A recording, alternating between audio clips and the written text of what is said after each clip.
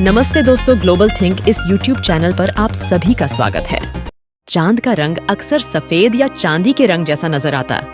क्या सही में सफेद रंग की है चांद की मिट्टी? जहां पैर रख दे तो मार्क कभी नहीं मिटता। जब आप चांद को पृथ्वी से देखते हैं तो वो सफेद रंग का दिखाई देता है। इससे तो यही अंदाजा लगाया जा सकता है कि चांद की जमीन सफेद रंग की है और रात में भी ये चमकता हुआ सफेद गोले का जैसा दिखाई देता है। लेकिन हकीकत कुछ और है। चांद की जमीन का रंग सफेद नहीं है।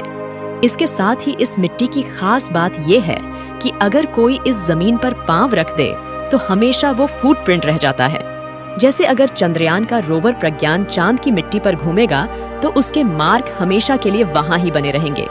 तो जानते हैं कि आखिर क्यों मिट्टी पर ये मार्क बने रहते हैं और मिट्टी का रंग असल में है क्या? चांद की मिट्टी और रंग के अलावा भी कई ऐसे फैक्ट हैं जो इसे पृथ्वी की मिट्टी से काफी अलग बनाते हैं। तो जानते हैं कि चांद की मिट्टी से जुड़ी कुछ खास बातें। क्या है चांद की मिट्टी का रंग? चांद की मिट्टी भले ही सफेद कलर की दिखाई दे, लेकिन चांद की मिट्टी का रंग सफेद नहीं है। ये डार्क ग्रे कलर का है और इसका रंग व्हाइट, ब्लैक और थोड़ा बहुत ऑरेंज का मिक्स है।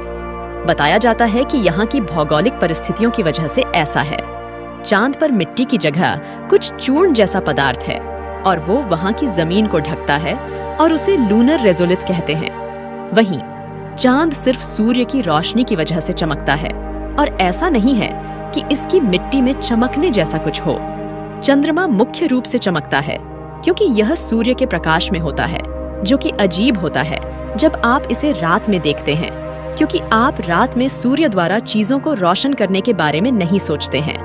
लेकिन यह वही है जहां सूर्य हर समय चमकता रहता है, उन दुर्लभ अवसरों को छोड़कर जब पृथ्वी रास्ते में आती है।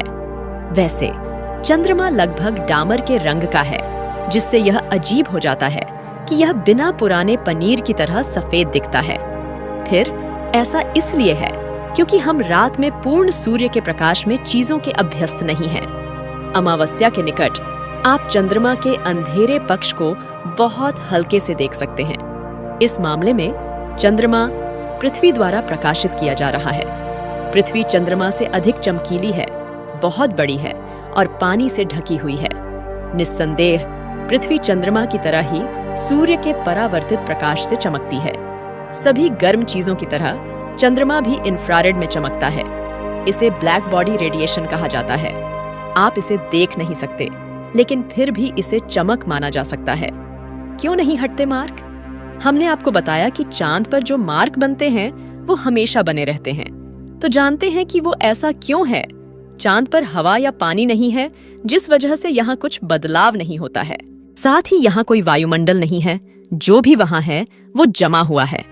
पानी, हवा की गतिविधि न होने के साथ ही यहाँ कोई ज्वालामुखी गतिविधि नहीं है। कुछ भी बहता नहीं है और सब कुछ ऐसा रहता है। ये है कारण है कि चांद पर जब पहली बार किसी ने पांव रखा था, वो फूट मार्क हमेशा वहां बना रहेगा। चंद्रमा पर मौजूद अंतरिक्ष यात्रियों के पैर के निशान लाखों सालों तक वैसे ही रहेंगे। कई रिपोर्ट्स का तो ये भी दावा है कि चांद के अस्तित्व तक ये मार्क हमेशा बने रहेंगे। तो चांद का सरफेस पृथ्वी से अलग है और यहाँ भी गड्ढे और पहाड़ दिख जाते हैं। वैज्ञानिकों ने चंद्रमा की सतह पर पाए जाने वाले कम ऑक्सीजन की स्थिति की नकल करते हुए प्रयोगशाला में चंद्रमा की चट्टान को फिर से बनाया है, और यह जानने के लिए कि हमारे निकटतम स्वर्गीय पड़ोसी का विशिष्ट काला और सफेद रंग क्यों है, एक क्षुद्र ग्रह विस्फोट की स्थितियों का अनुकरण किया है। उनके अनुसार चंद्रमा के ठंडा होने पर निकली जबरदस्त गर्मी से उसकी सतह सफेद हो गई।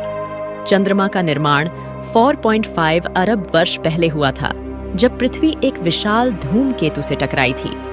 मलबे का एक बड़ा हिस्सा पृथ्वी के गुरुत्वाकर्षण के कारण फंस गया था।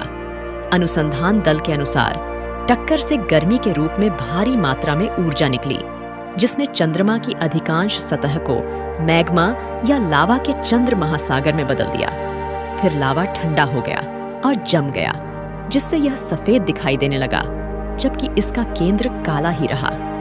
अपने अध्ययन के हिस्से के रूप में भूवैज्ञानिकों ने अपोलो अंतरिक्ष मिशन से वापस लाए गए नमूनों की रासायनिक संरचना के आधार पर चंद्रमा की चट्टान के कृत्रिम टुकड़े बनाए। इसके बाद शोधकर्ताओं ने कृत्रिम चट्टान को 1500 डिग्री सेल्सियस तक गर्म करने के लिए एक विशेष भट्टी का उपयोग किया, इसे मैग्मा में बदल दिया और फिर इसे ठंडा होते देखा। उन्होंने पाया कि सफेद क्रिस्टल सबसे पहले मैग्मा में बने थे, जो काले तरल के ऊपर तैर रहे थे, जिससे पता चलता है कि अपने मूल गठन के दौरान चंद्रमा एक पूर्ण सफेद चमक से ढका हुआ था। नमूने का केंद्र चंद्रमा की तरह ही काला रहा। वैज्ञानिकों के अनुसार लगभग 2.5 अरब साल पहले एक क्षुद्र ग्रह की बौछार चंद्रमा से टकराई होगी, जिससे इसका सफेद बाहरी भाग टूट गया होगा और काले लावा के ज्वालामुखी विस्फोट हुए होंगे। लावा लोहे की उच्च सांद्रता के कारण गहरे रंग का, चंद्रमा के कमजोर गुरुत्वाकर्षण द्वारा धीरे धीरे घाटियों में खींचा गया, जिससे गहरे गड्ढे और सफेद चंद्र हाईलैंड्स उजागर हो गए।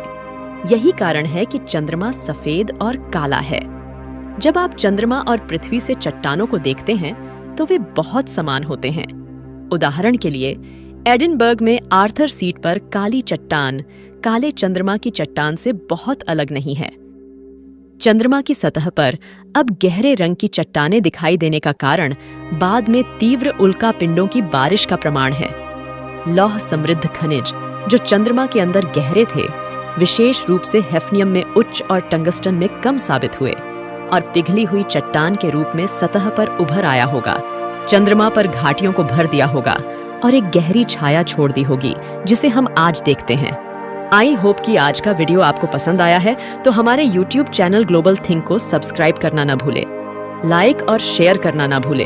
अगली बार मिलेंगे ऐसी ही इंटरेस्टिंग वीडियो के साथ। Thanks for watching.